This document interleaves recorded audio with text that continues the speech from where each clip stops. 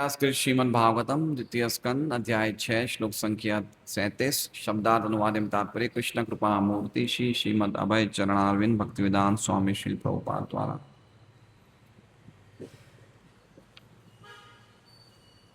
नाहं न यूयं यद्वृतां गतिं विदो न वामदेव किमुता परे सुराः तन्मायया मोहितबुद्धयस्त्विदं विनिर्मितं चात्मसमं विचक्ष्महे। न तो अहम मैं, न न तो यूयम तुम सब मेरे पुत्र, यत जिनका ऋताम वास्तविक गतिम गति विदुहु जानते हैं, न न तो वामदेव शिव किम क्या उत और कुछ अपरे अन्य सुराहा देवता तत् उनकी माया माया से मोहित मुग्ध बुद्धय ऐसी बुद्धि से तू लेकिन इदम ये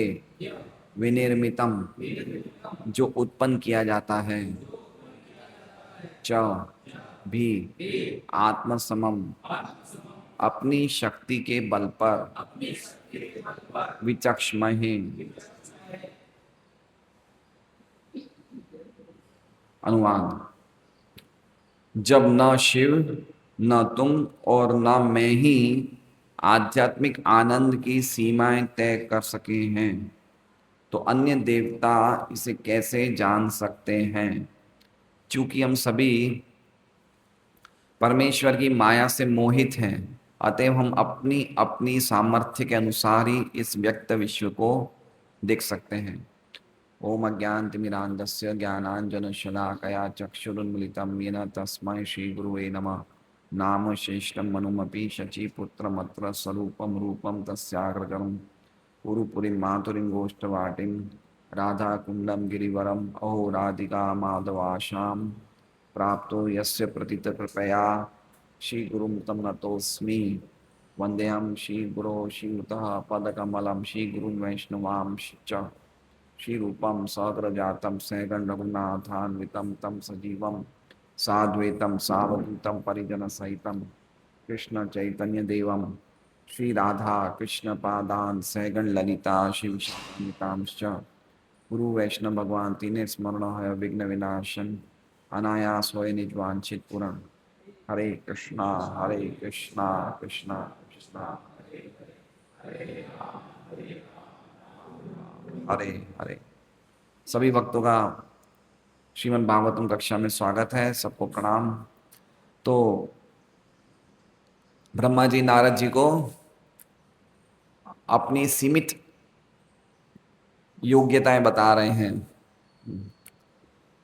पिछले श्लोक में हमने देखा कि ब्रह्मा जी कह रहे हैं नारद जी को कि नतोस्मि हम तच्चरणम समीयुषाम। बहुत अच्छा श्लोक है, सब साथ में बोलेंगे। नतोस्मि हम तच्चरणम समीयुषाम भवच्छिदम स्वस्त्ययनम सुमंगलम यो यात्ममाया विभवं स्म पर्यगात् यथा नभ स्वान्तमथा परे कुतः। नतोस्मि अहम तच्चरणम समीयुषाम, हम सब आपके चरणों में प्रणाम करते हैं, नमस्कार करते हैं। क्या है आपके चरण, क्या करने वाले हैं? भवच्छिदम, भवसागर से पार कराने वाले हैं, जन्म मृत्यु के चक्र से बाहर निकालने वाले। क्या निकालने वाले हैं? आपके चरण। तो इसलिए हम आपकी चरण की शरण लेते हैं। किसके लिए? कौन लेने सकता है? समीयुषाम, जो शरणागत हैं वो ही शरण में जा सकते हैं। और कैसे हैं आपके चरण? स्वस्ति अयनम सुमंगलम, स्वस्ति अयनम, सब सुख प्रदान करने वाले हैं, और सुमंगलम, सभी प्रकार की भद्र सुभद्र हैं, शुभ शुभ देने वाले हैं। यो ही आत्म माया विभवम स्म पर्यगात, यो वो भगवान आत्म माया स्वयं अपनी व्यक्तिगत शक्तियां, उनका ऐश्वर्य, उनका वैभव स्म पर्यगात निश्चित ही खुद नहीं जानते। भगवान भगवान अपने वैभव की, अपनी शक्तियों के ऐश्वर्य को खुद ही नहीं जानते। यथा जिस प्रकार नभ जैसे आकाश है, स्वांतम अथा परे को, तो जिस प्रकार आकाश अपनी सीमाओं को नहीं जान सकता, भगवान भी इस प्रकार से अपनी शक्तियों को, कितनी शक्तियां उनकी विस्तारित है खुद भगवान नहीं जानते। तो उसी बात को आगे बढ़ाते हुए कह रहे हैं कि जब भगवान ही अपनी सीमाओं का अनुमान लगाने में अक्षम है, तो फिर हमारी तो कहना ही क्या है ना। तो आज का जो श्लोक है वो ब्रह्मा जी कह रहे हैं, नाहम न यूयम यद्रिताम गतिम विदु। ना हम, ना मतलब नहीं, और अहम मतलब मैं, और न यूयम, और न ही हे नारद तुम और तुम्हारे भाई, तुम सभी भाई, ना मैं ना तुम लोग, और यद ऋताम गतिम विदुर। यद ऋताम, ऋताम मतलब सच्ची, वास्तविक, और गतिम मतलब स्थिति, विदु मतलब जानते हैं। न वामदेव, और ना ही भगवान शिव, शिव जी भी वो भगवान की वास्तविक स्थिति को नहीं समझ सकते। कौन कौन? ना मैं समझ सकता हूँ, ना शिव जी समझ सकते हैं, ना तुम लोग सब हमारे जो बच्चे हो, नारद जी, अन्य अन्य बड़े बड़े जो प्रजापति हैं, वो नहीं समझ सकते भगवान की वास्तविक स्थिति को। रिताम गतिम मतलब उनकी क्या स्थिति है, उनकी क्या व्यक्तित्व है, उनके क्या ऐश्वर्य है, ये हम लोग नहीं समझ सकते। किमुता परे सुराह किम, तो फिर जो अन्य लोग हैं, किम उत, तो फिर जो अन्य लोग हैं, अपरे जो अन्य दूसरे, सुरा, सुरा मतलब देवता, तो फिर जो हम ही नहीं जानते तो अन्य देवताओं का तो कहना ही क्या। क्यों नहीं जानते हैं? तो कह रहे हैं तन माया, तन मतलब भगवान की, और माया मतलब उनकी माया के द्वारा मोहित बुद्धयस, हमारी सबकी बुद्धि क्या है? मोहग्रस्त है। हम नहीं समझ सकते भगवान का विस्तार, भगवान की कीर्ति हम नहीं समझ सकते हैं। त्विदम विनिर्मितम चात्म समम विचक्ष में, त्विदम मतलब ये जो भौतिक जगत है, विनिर्मितम जो ये भौतिक जगत की सृष्टि हुई है, चात्म समम विचक्षमय, उसका हम लोग कुछ ना कुछ वर्णन करते हैं, कुछ ना कुछ विचक्षमय मतलब कुछ देखते हैं। कैसे देखते हैं? आत्म समम, आत्म समम मतलब अपने सामर्थ्य के हिसाब से हम देख पाते हैं। ठीक है, बोलने का अर्थ क्या है कि जो ये भौतिक जगत, जो प्रपंच, ये जो प्रकृति के तीन गुणों से बने हुए ये भौतिक जगत की जो असली स्थिति है वो भी नहीं जानते। तो क्या कह रहे हैं? आत्मचमम विचक्ष में, हम अपने सामर्थ्य के हिसाब से बोल रहे हैं, लेकिन वास्तविक स्थिति तो हम नहीं जानते। समझ रहे हैं क्या कहने का मतलब है? कि भगवान की जो ऐश्वर्य है, जो भगवान का आध्यात्मिक आनंद है, वो तो ना मैं जानता हूं, ना शिव जी जानते हैं, ना नारद तुम जानते हो, ना तुम्हारे भाई जानते हैं, तो फिर अन्य देवताओं की तो कहना ही क्या। इतना ही नहीं, लेकिन जो ये भौतिक जगत है, ये जो इदम विनिर्मितम, इदम ये जो प्रपंच जगत है, इदम का अर्थ बता रहे हैं, ये जगत जो है जो उत्पन्न होता है, इसकी भी वास्तविक स्थिति को हम नहीं जानते हैं।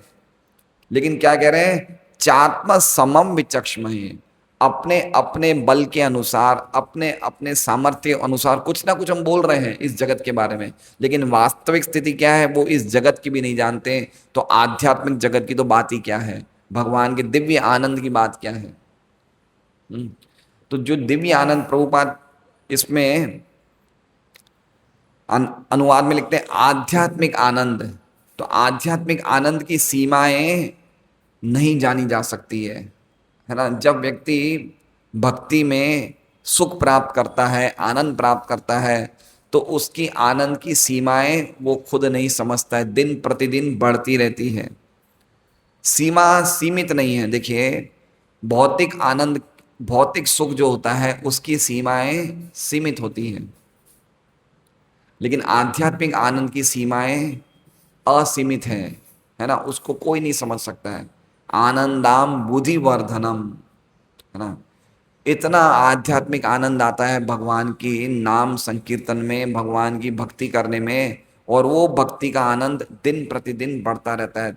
आज जितना मिल रहा है उससे कहीं ज्यादा कल मिलेगा, उससे कहीं ज्यादा परसों मिलेगा, ऐसे डेली भगवान की भक्ति का आनंद बढ़ता रहता है। तो ये श्लोक का अर्थ है। एक बार हम वापस अनुवाद पढ़ते हैं। जब न शिव, न तुम और न मैं ही आध्यात्मिक आनंद की सीमाएं तय कर सके हैं, तो अन्य देवता इसे कैसे जान सकते हैं। चूंकि हम सभी परमेश्वर की माया से मोहित हैं, अतएव हम अपने अपने सामर्थ्य के अनुसार ही इस व्यक्त विश्व को देख सकते हैं। अपने अपने सामर्थ्य के अनुसार इस व्यक्त विश्व को देख सकते हैं। ठीक है, अपना अपना सामर्थ्य मतलब जितनी बुद्धि हमारे में उसके हिसाब से देखते हैं। जैसे हमें लगता है कि भगवान बहुत बड़े हैं, तो कितने बड़े हैं, शायद हो सकता है इस सूरत शहर से बड़े होंगे, हो सकता है गुजरात से बड़े होंगे, हो सकता है भारत से बड़े होंगे, हो सकता है इस पूरे विश्व से बड़े होंगे। तो हम कैसे देख रहे हैं, अपना हमने जितना देखा है उसके हिसाब से देख रहे हैं। जैसे कूप मंडूक न्याय है, कुएं के मेंढक का न्याय है। तो मेंढक कैसे देख रहा है, प्रशांत महासागर को कैसे देखता है कि कितना बड़ा है, कुएं से बड़ा है, कितना कुएं से बड़ा है। तो मेंढक वास्तविक स्थिति को नहीं देख रहा है, खाली अपनी बुद्धि के सामर्थ्य अनुसार देख रहा है, तो वास्तविक स्थिति को देखना नहीं हुआ। तो हम भी भगवान को कैसे देख रहे हैं, कितने बड़े हैं, कितने बड़े हैं, लेकिन भगवान कितने बड़े हैं हम समझ नहीं सकते, है ना। अब देखिए, वामन देव के रूप में भगवान खाली दो दो कदम में तो पूरे ब्रह्मांड को नाप लेते हैं। हम कैसे कैसे कर रहे हैं हम नहीं समझ पा रहे हैं, कितने बड़े हैं, उनके पैरों के कदम कितने बड़े हैं कि ये ब्रह्मांड, ये लोक, तीन लोकों से ऊपर ब्रह्मांड के आवरणों को छेद कर देते हैं। तो ये हमारी बुद्धि से बाहर है, नहीं है।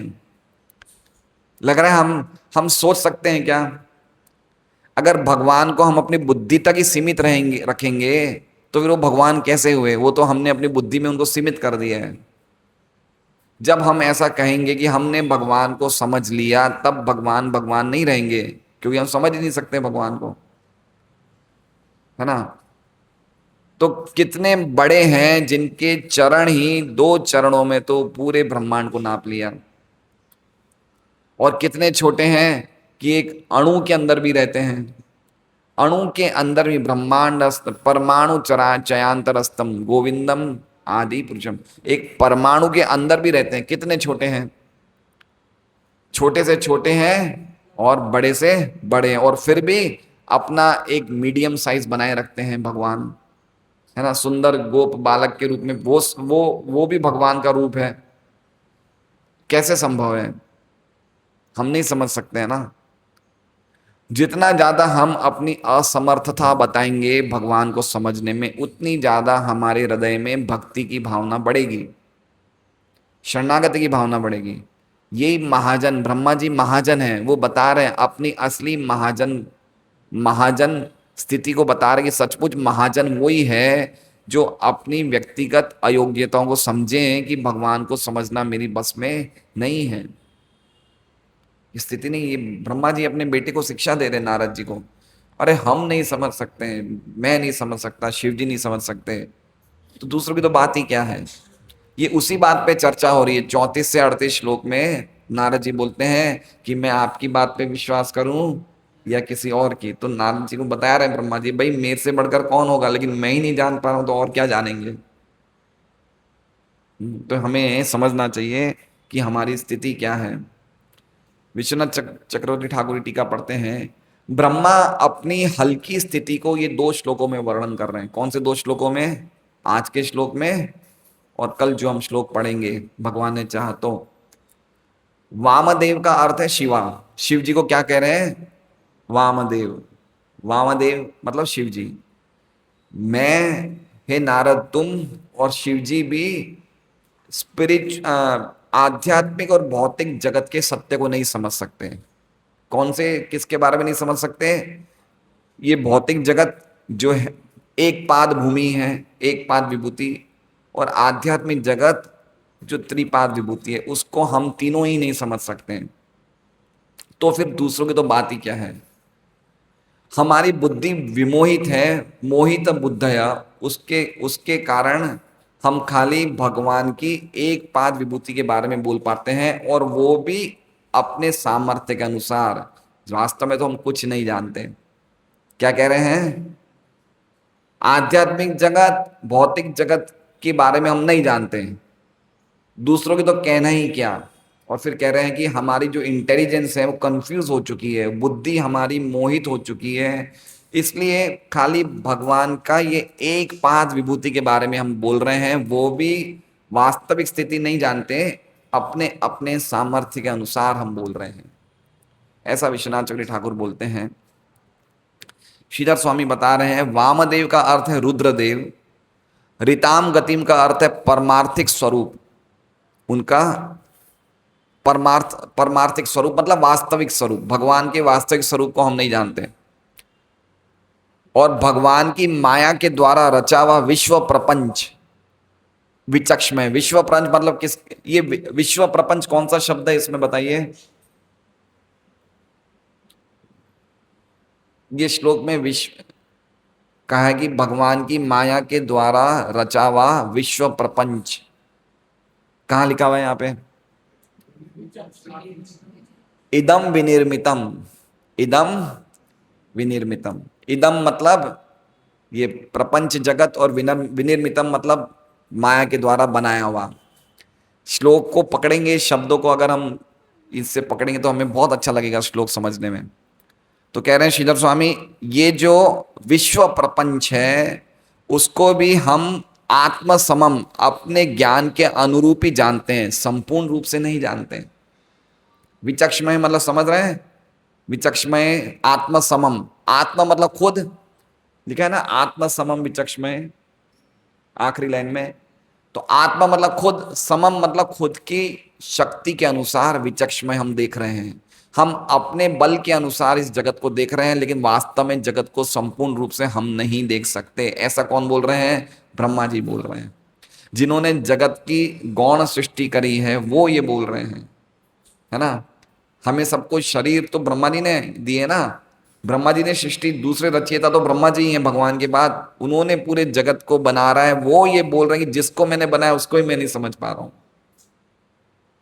तो हमारी क्या स्थिति है?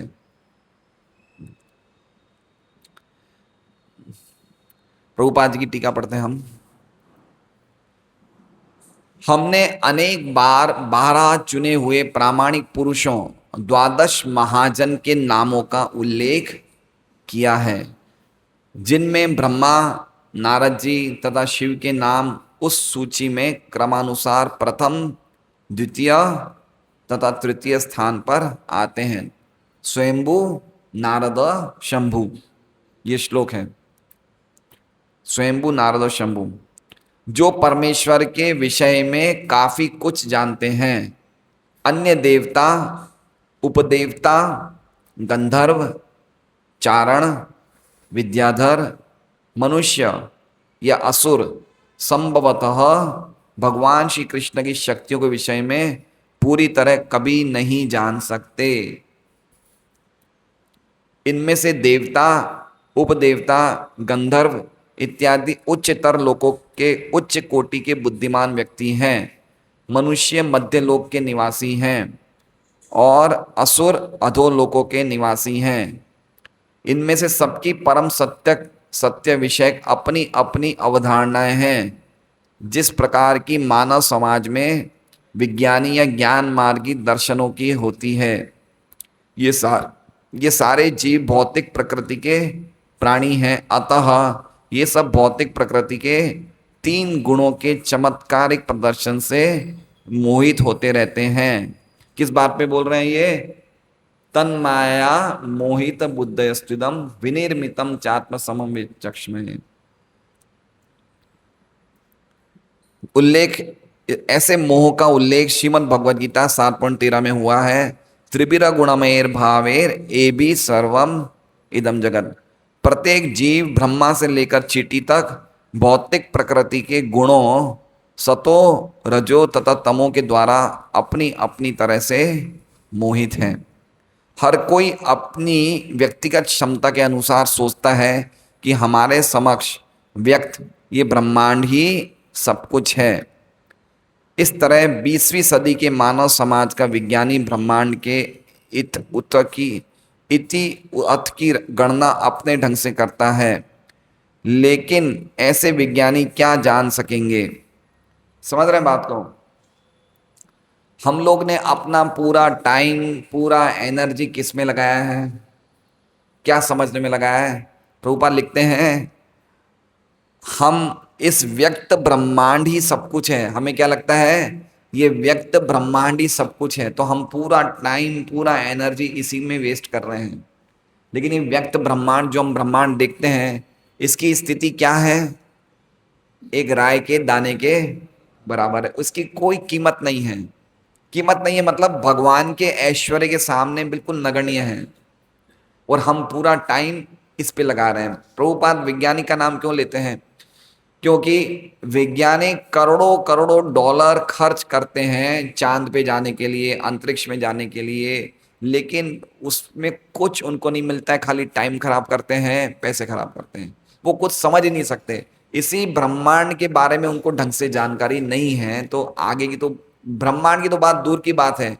प्रभुपाद बोलते हैं चांद पे वो कह रहे हैं कि चले गए हैं, लेकिन चांद पे गए नहीं हैं, है ना। कहते हैं भाई मनुष्य चांद पे गए हैं, 1961 में हम लोग ने चांद पे जाके आए, लेकिन चांद पे नहीं जा सकते। वो खाली हमें उल्लू बना रहे हैं, पैसों का बिगाड़ करते हैं। एक एक ये कोई आसान नहीं है। देखिए,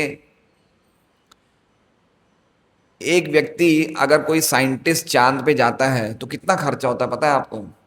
कितना खर्चा होता है? प्रभुपाद बोलते हैं, एक बुक में लिखा हुआ है लाइफ कम्स फ्रॉम लाइफ। उसमें प्रभुपाद कहते हैं कि उस टाइम 1970-75 में उस टाइम बताया कि $2 बिलियन लगा। कितना? 200 करोड़ डॉलर। आज से 50 साल पहले इतने खर्चे होते हैं। कुछ फायदा, ये सब बिल्कुल दुरुपयोग कर रहे हैं। वो समझ ही नहीं सकते वो कहाँ। पहली बात तो चांद पे गए नहीं हैं, क्योंकि चांद पे जाके वो क्या बोलते हैं, यहाँ पे कोई जीवन नहीं है ना, ये खाली मिट्टी मिट्टी है। लेकिन हमें गीता से पता चलता है कि चांद तो, चंद्र देवता तो सबको क्या दे रहे हैं? औषधियों में टेस्ट दे रहे हैं। हमारी सब्जियां जो स्वादिष्ट है, जो हम रोटी सब्जी खाते हैं, उसमें स्वाद कहाँ से आ रहा है? सोमो भूत्वा रसात्मक, है ना। ये रस जो है ये चंद्र देवता सोमदेव दे रहे हैं। तो चांद में लोग रहते हैं। गीता जी में भी लिखा है ना कि जो लोग सूर्य सूर्य जब छह महीना दक्षिण में जाता है, और उस टाइम जब कोई शरीर छोड़ता है तो कहाँ जाता है? वो व्यक्ति अगर पुण्यशाली है, कर्म कांड का एक विधि के अनुसार, वो चंद्र देवता में जाता, चंद्रलोक में जाता है, और हजारों साल वहां पे रहता है। हजारों साल, एक एक 10,000 साल तक उम्र है वहां पे, है ना। तो फिर अगर ये लोग कह रहे हैं कि वहां तो कोई है ही नहीं, जीवन ही नहीं है, तो शास्त्र सही कह रहे हैं, ये लोग सही कह रहे हैं? कौन सही कह रहे हैं? शास्त्र सही कह रहे हैं, क्योंकि शास्त्र भगवान के द्वारा बोले गए। ये लोग अपनी बुद्धि के द्वारा बोलते हैं, है ना। माया मोहित बुद्ध, अपनी अपनी सोच के अनुसार बोल रहे हैं। उनकी सोच कहां तक जा सकती है वो समझ ही नहीं सकते। वो कहीं इधर उधर चले जाते हैं, बोलते हैं हम चांद तक पहुंच गए। प्रभुपाद बोले फिर जब आप चांद पहुंच गए तो वापस क्यों आए? रहो वहां पे, रहो, वहां तो इतना अच्छा जगह है। कोई चले जाए अमेरिका में तो उसको रहने का मन करे, भाई इतनी अच्छी जगह है, हमें रहना चाहिए, तो वापस क्यों आ गए?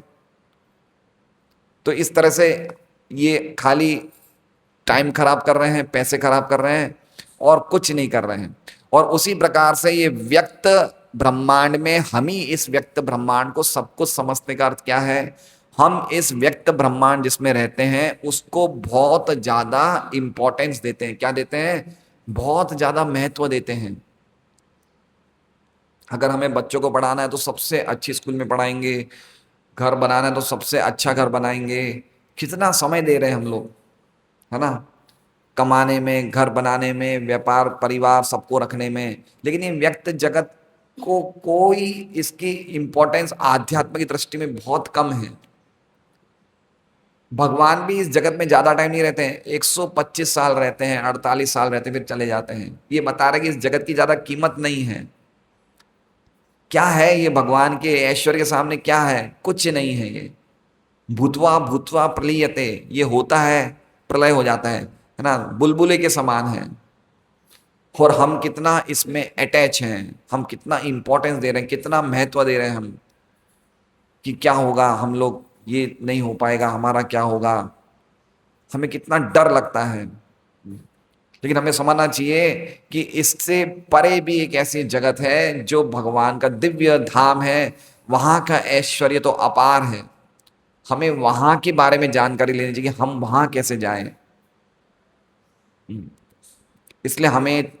इसलिए इस प्रकार की प्रणाली है कि 50 साल के उपरांत धीरे धीरे धीरे इस व्यक्त जगत को हम देखते हैं, उससे अटैचमेंट कम करें, कम करें, कम करें, और अल्टीमेटली भगवान की भक्ति में लग के भगवान के धाम दिव्य जगह के बारे में हम जानकारी प्राप्त करें।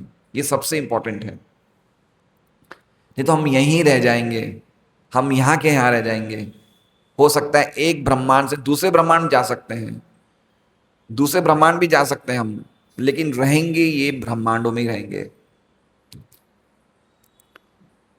एक बार ब्रह्मा भी अपने आप को श्री भगवान का एकमात्र कृपा पात्र ब्रह्मा मानकर मोहग्रस्त हो गए थे, लेकिन अंत में भगवत कृपा से उन्हें ज्ञात हुआ कि ऐसे असंख्य शक्तिशाली ब्रह्मा भी हैं जो इससे भी बड़े ब्रह्मांडों में रहते हैं, और ये सारे ब्रह्मांड मिलकर एक पाद विभूति या श्री भगवान की सृजनात्मक शक्ति का एक चतुर्थांश बनते हैं। समझ रहे हैं बात को?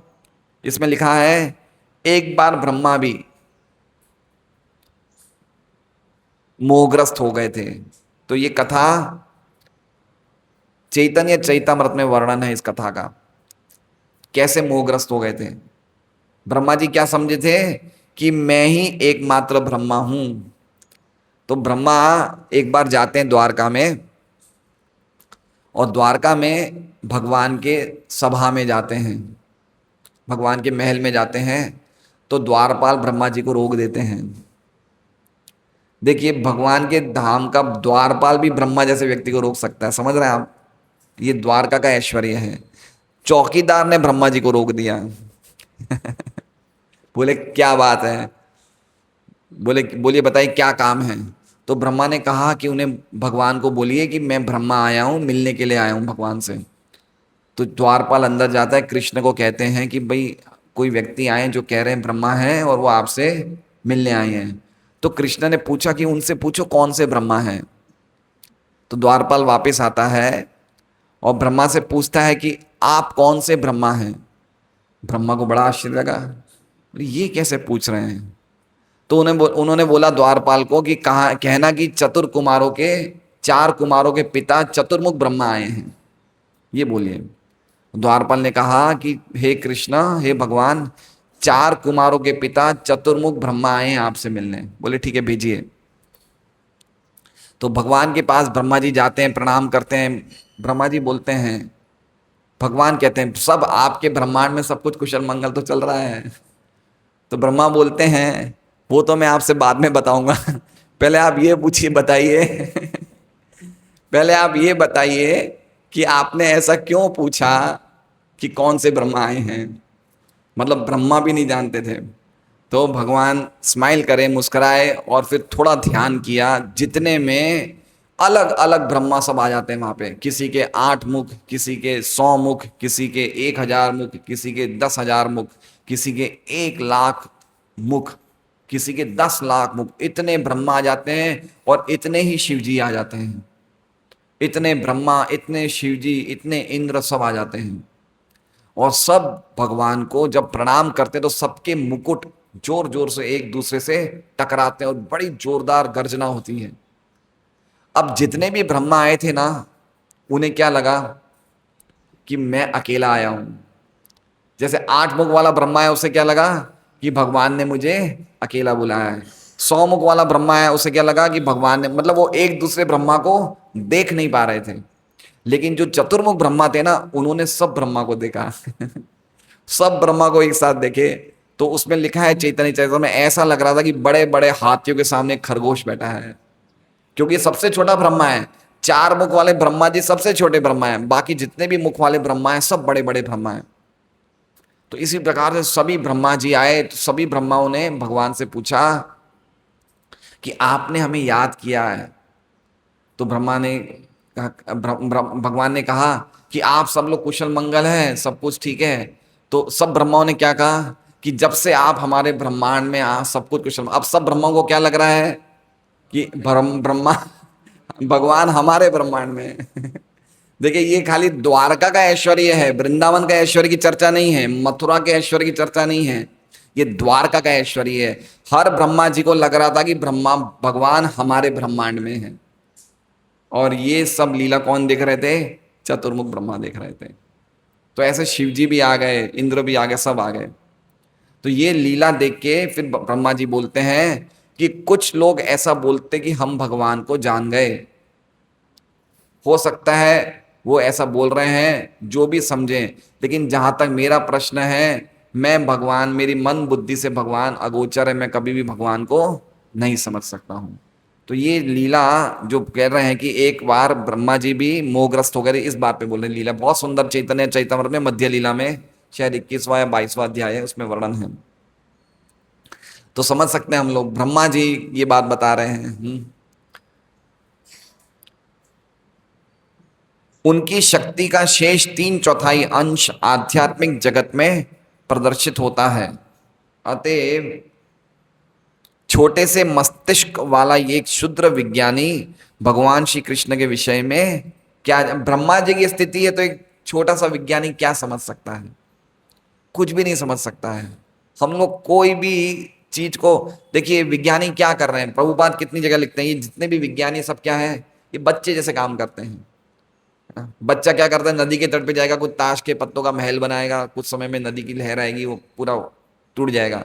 तो विज्ञानी विज्ञानी इतनी खोज करते हैं, लेकिन उनको नहीं पता कि ऐसी खोज करने से वो भगवान को कभी समझ नहीं पाएंगे। वो कहते हैं कि एक ना एक दिन हम अमर बना देंगे। क्या कह रहे हैं वो? एक ना एक दिन हम ऐसी दवाइयां निकालेंगे जिससे कि व्यक्ति की उम्र इतनी बढ़ जाएगी, इतनी बढ़ जाएगी कि वो अमर हो जाएगा। लेकिन वो कभी आने वाला नहीं है वो दिन, है ना। ऐसे प्रभुपाद बोलते हैं आगे की तारीख का चेक पकड़ा रहे हैं। क्या कह रहे हैं?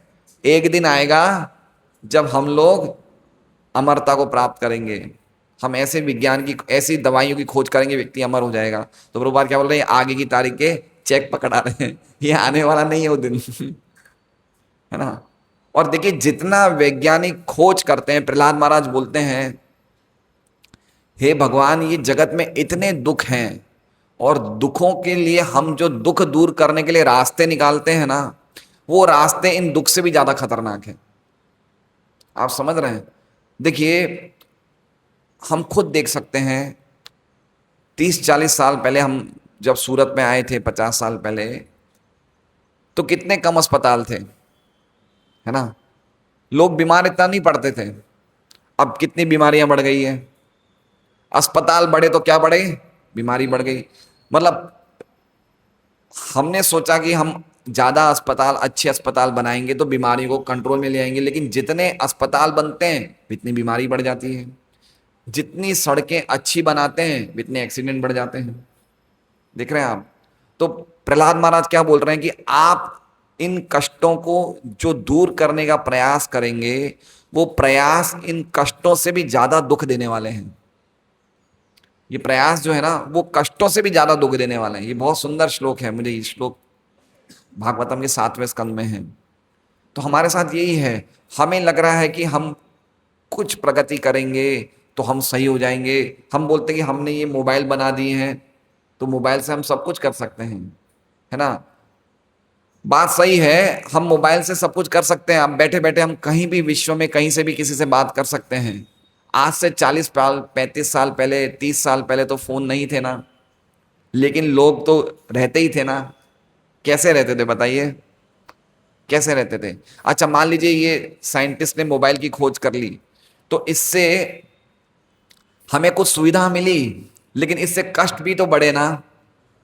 बढ़ गए ना, कष्ट ज्यादा बढ़े या सुविधा ज्यादा बढ़ी? कष्ट ज्यादा बढ़ गए। व्यक्ति एक दूसरे से बात करना भूल गया है, वो अपने आप में मोबाइल में ही बैठा रहता है, उसकी चिंता उसकी टेंशन बढ़ गया है। आजकल अबोध बालकों को, जैसे वो कल बालक को हाथ में मोबाइल पकड़ा दिया, उसको, बालकों को मोबाइल देखते हैं, कोई भी बटन दबाते हैं, कोई भी अदृश्य गलत सीन देखते हैं, कितना गलत प्रभाव पड़ता है। तो देखिए कितनी कितनी उससे समस्याएं बढ़ रही हैं। लोगों के अकाउंट साफ हो जाते हैं मोबाइल से, ऐसी ऐसी साइबर फ्रॉड साइबर क्राइम हो रहे हैं, है ना। लोग, आप देखिए कोई भी ट्रेन में जाइए या कहीं भी जाइए, ट्रेन में बैठते ही आपके डब्बे में अगर 50 या 60 यात्री होंगे तो सब क्या करेंगे, सबके हाथ में क्या होगा? तो मोबाइल होगा। तो कितना उन्होंने इंद्रियों के दास बन गए हैं। जो कैसी प्रगति कर रहे हैं साइंटिस्ट, ये वैज्ञानिक कैसी प्रगति कर रहे हैं देखिए। अभी आप जब चाहो आप अपने घर पे भोजन मंगवा सकते हो। क्या मंगवा सकते हो? भोजन मंगवा सकते हो। इतने लोग ऑर्डर देते हैं, पता है, ये जोमेटो स्विगी वाले तो दिन भर रात दिन घूमते ही रहते हैं। क्या क्या बना रहे हैं वो, क्या लोग खा रहे हैं, लोगों को पता नहीं। लोगों को कितनी बीमारियां हो रही है, ये किडनी की बीमारियां हो रही है, पेट की बीमारियां हो रही है छोटी छोटी उम्र में। एक बार अगर आप कोई ये हार्ट ऑपरे हॉस्पिटल में जाएंगे, महावीर कार्डियक ऑपरे हॉस्पिटल में, तो 35-40 साल के व्यक्ति को तो बाईपास हो रहा है ना, बाईपास हो रहा है, एंजियोप्लास्ट हो रहा है। 40-45 साल में किडनी के डायलिसिस हो रहे हैं। क्यों हो रहे हैं? हमारा खान पान सब बिगड़ गया है। कल हम लोग प्रोग्राम के बाद जा रहे थे, तो ये होटल सर्वोत्तम आता है सरदार, तो इतनी भीड़ थी कि वो व्यक्ति जो होटल का वो जो व्यक्ति था वो अनाउंस करता टोकन नंबर 40 माइक पे। मतलब इतनी बुकिंग थी कि ऐसे 50-100 लोग तो बाहर खड़े लाइन में, तो माइक पे अनाउंस कर रहे भाई ये नंबर आ जाओ, तो उसको अंदर आता थे, वो उसको रेस्टोरेंट में बैठने की जगह मिलती। देखिए कितना ये पागलपन हो रहा है, लोग पागल हो चुके हैं। नूनम प्रमत्ता कुरुते विकर्म, उनकी इंद्रियां उनको पूरी तरह से पागल बना दी है। तो हम लोग सोच रहे हैं कि ये चीजें प्रगति है, ये प्रगति नहीं है, ये दुर्गति है। ये साइंटिस्ट लोगों ने ये बना के दिया है हमें, ये बहुत बड़ी दुर्गति है ये, है ना। प्रभुपाद कहते हैं कि अब इन्होंने ये एटम बम बना दिए हैं, व्यक्ति धीरे धीरे मरता है, एक बार में एक झटके में मर जाएगा वो तो, है ना। कोई दो देश पागल, जैसे रशिया है, चाइना है, अमेरिका, कभी इनमें कोई पागलपन का फितूर है तो पूरा एटम बम छोड़ देंगे, पूरा जगत का नाश हो जाएगा। तो ये तो पूरा तबाही की तरफ ये लोग कदम उठा रहे हैं। तो हमें समझना चाहिए कि इससे कोई लाभ नहीं होने वाला है। जो हमारी वैदिक संस्कृति वो कैसी थी, बिल्कुल सादगी से रहेंगे, बिल्कुल सादगी से। हम नंदग्राम जाते हैं, तो कल भी हम गए थे, परसों नंदग्राम गए थे, बड़ा सादगीमय जीवन है। सुबह जल्दी उठ जाते हैं, बत्ती नहीं है, बताइए, है ना, बत्ती नहीं है। शाम को 6-6:30 बजे अंधेरा हो जाता है, सब अपने घरों में दीपक जलाते हैं, कितना सुंदर लगता है। जाके अलग ही लगता है। हम जा गए थे, गाय रंभा रही थी, जोर जोर से बछड़े बोल रहे थे, इतना अच्छी वैदिक एक गांव है। तो हमें ऐसी जगह रहना चाहिए। शहरों में हम भक्त लोग रहते हैं तो हमें कितना कष्ट हो रहा है यहाँ पे। भक्तों का जीवन क्या है? भक्तों का जीवन जो होता है ना, वो सतोगुण में रहने का होता है। किस में रहना होता है? सतोगुण में। सुबह सुबह हम लोग 2 घंटा 3 घंटा 4 घंटा जो अपनी बैटरी चार्ज करते हैं, लेकिन दिन भर हम लोग शहर में घूमते हैं, भागा दौड़ी में घूमते हैं, हमारी बैटरी जो दिन भर में उतरनी चाहिए वो 1 घंटे में उतर जाती है ना। इसलिए भक्तों का जीवन एक अलग ही होता है, उनकी एक दृष्टि अलग होती है, उनको क्या करना है। ये भौतिक जगत में वापस नहीं आना है, उनको भगवान के धाम जाना है। सतोगुण के ऊपर भी शुद्ध सतोगुण में जाना है, तो सतोगुण तो डेवलप करना पड़ेगा। सतोगुण मतलब शुद्ध भोजन, शुद्ध शुद्ध माहौल, बिल्कुल ज़्यादा पवित्र जगह, खाना पीना रहना ठहरना सब कुछ साफ सुथरा होना चाहिए। तो ऐसा जीवन जीना चाहिए भक्तों को। ये समझना चाहिए कि हम कर क्या रहे हैं। हम लोग वैज्ञानिक चीज़ों से कितना ज़्यादा हम अटैच हैं, लेकिन वो हमें अंदर ही अंदर खोखला कर रही है। अतएव श्री भगवान कहते हैं, मोहितम ना भी जानाति मामेभ्य परमव्यम। भौतिक प्रकृति के गुणों से मोहित होने के कारण वे ये नहीं समझ पाते कल किसी ने मोबाइल में भेजा कि एक व्यक्ति कुत्ता बन गया। बोले उसने कोई 200 करोड़ रुपए खर्च किए कुत्ते बनने में। अब बात सही है नहीं वो तो पता नहीं, लेकिन ये किसी ने भेजा था। देखिए क्या पागलपन हो रहा है, लोग पशु से भी नीचे गिर रहे हैं, पशुओं के लेवल से नीचे गिर रहे हैं। ये हमारी स्थिति है ये। तो ये तो अभी खाली 5,000 साल हुए कलयुग में, और ज्यादा स्थिति खराब होगी, और ज्यादा खराब होगी। बड़ी स्थिति दयजनक स्थिति है, हम समझ नहीं सकते। बड़े बड़े घरों की महिलाएं ड्रिंक करने लग गई हैं, सिगरेट पीने लग गई हैं, नशा करने लग गए हैं, और इन चीजों को फैशन माना जाता है। क्या माना जाता है? ये फैशन है ये है। हुक्का का तो मैंने नहीं देखा है। लेकिन संभव है, लोग पागल हो चुके हैं, लोग बिल्कुल समझ में नहीं आता क्या करते हैं वो। तो स्थिति बहुत दयाजनक है। हम लोग जितना ज्यादा भौतिक रूप से प्रगति करेंगे उतनी ज्यादा हमारी दुर्गति हो रही है।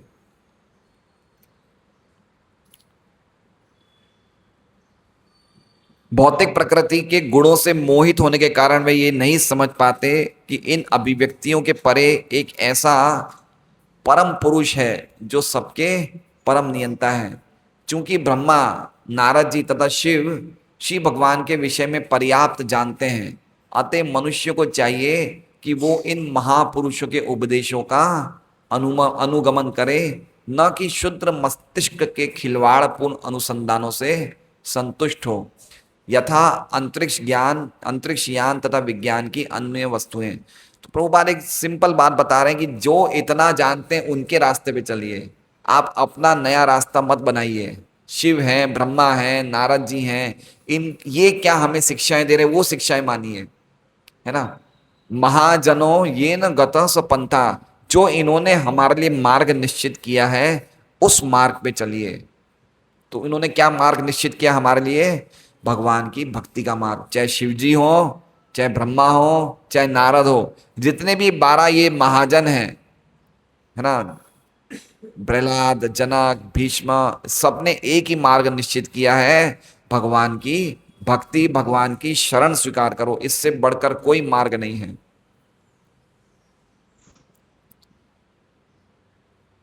जिस प्रकार माता ही बालक के पिता की पहचान करने में एकमात्र प्रमाण स्वरूप है, उसी प्रकार ब्रह्मा, नारद जी या शिव जैसे मान्य अधिकारियों द्वारा प्रस्तुत वेद रूपी माता परम सत्य के विषय में सूचित करने की एकमात्र अधिकारिणी है। क्या कह रहे हैं कि बच्चा छोटा होता है, उसके बाप कौन है, कौन बताएगा?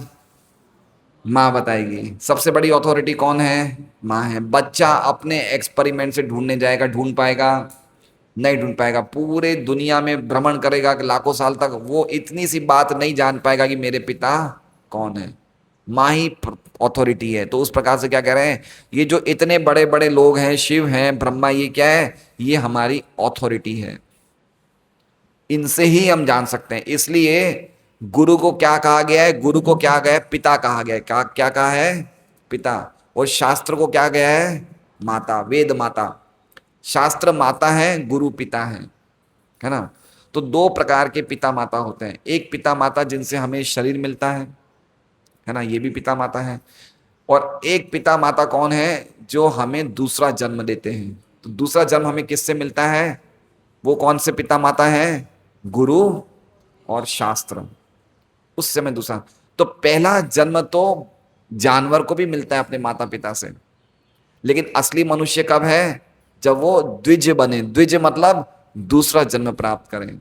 दूसरा जन्म मतलब एक प्रामाणिक गुरु के द्वारा दीक्षित हो, है ना, और शास्त्रों का आश्रय ले, वेद का आश्रय ले, तो उसका सचमुच मनुष्य जीवन शुरू होगा। इसलिए कहा गया है जन्मना जायते शूद्र। जन्म से सब लोग कौन होते हैं? शूद्र होते हैं। संस्काराद भवेद द्विज, लेकिन संस्कार से क्या बनते हैं? द्विज बनते हैं। वेद पाठात इति विप्रो, और जब वो वेद पढ़ेंगे तो क्या बनेंगे? विप्र बनेंगे। और ब्रह्म जानाति इति ब्राह्मण, और फिर ब्रह्म को जान जाएंगे, भगवान को जान जाएंगे, तो क्या बनेंगे? ब्राह्मण बनेंगे। तो हमें क्या बनना है? हमें ब्राह्मण से ब्राह्मण की स्थिति पे आके भगवान की भक्ति करना है तो हम बनेंगे वैष्णव। वैष्णव होता है वो चार जाति में नहीं होता है, ब्राह्मण होते हैं, है ना। लेकिन ब्राह्मण के गुण किए बिना, प्राप्त किए बिना वैष्णव नहीं बन सकते। तो क्या बनना पड़ेगा? ब्राह्मण बनना पड़ेगा। ब्राह्मण मतलब शमो दम तप शौचम, इंद्रियों का संयम, मन का संयम, पवित्रता, है ना, ईमानदारी, सत्यता, शास्त्रों पे विश्वास, ये सब ब्राह्मण के गुण हैं। और ब्राह्मण के गुणों में हम लोग जब स्थित होंगे तो हम वैष्णव बनेंगे। या दूसरे शब्दों में से ऐसे भी कहा जाए कि जो व्यक्ति वैष्णव बन गया है उसमें ऑलरेडी ब्राह्मण के गुण आ गए हैं। तो अगर हम भक्त हैं भगवान के, अगर हम अपने आप को भगवान के भक्त मानते हैं तो हमारे में गुण होने चाहिए। अगर हम भक्ति करने के बावजूद भी अगर हमारे में ब्राह्मण के गुण नहीं हैं तो वास्तव में हम पक्के भक्त नहीं हैं। तो वही बात कही जा रही है कि हमें परम सत्य को जानने के लिए वेदों को माता बनाना पड़ेगा और एक प्रामाणिक गुरु को पिता के रूप में स्वीकार करना पड़ेगा, तो ही हम भगवान का जानकारी प्राप्त कर सकते हैं। लेकिन कितनी?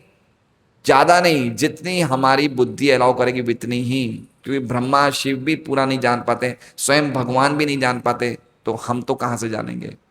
लेकिन इतना जानने पे भी हम भव सागर से तर जाएंगे। भव छिदम लिखा है ना पिछले श्लोक में, जन्म मृत्यु के चक्र रुक जाएगा।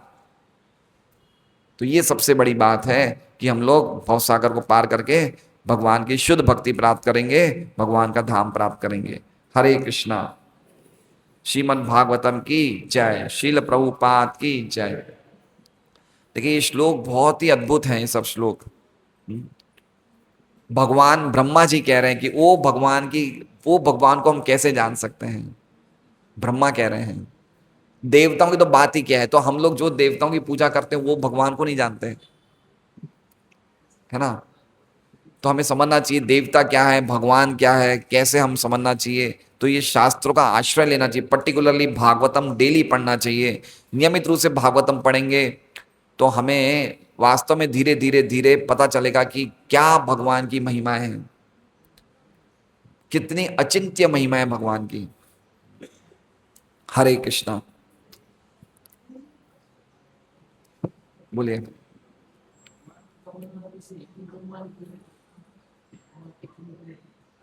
एक ब्रह्मांड में तो एक ही ब्रह्मा निकलते हैं ना,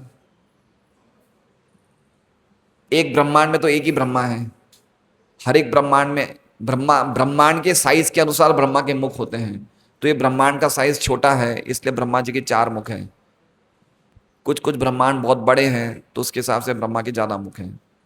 हर एक ब्रह्मांड में एक ब्रह्मा निकलते हैं। हरे कृष्णा। तो आज का प्रसाद, ये एक्चुअली में, ये क्या कहते हैं रंजीत,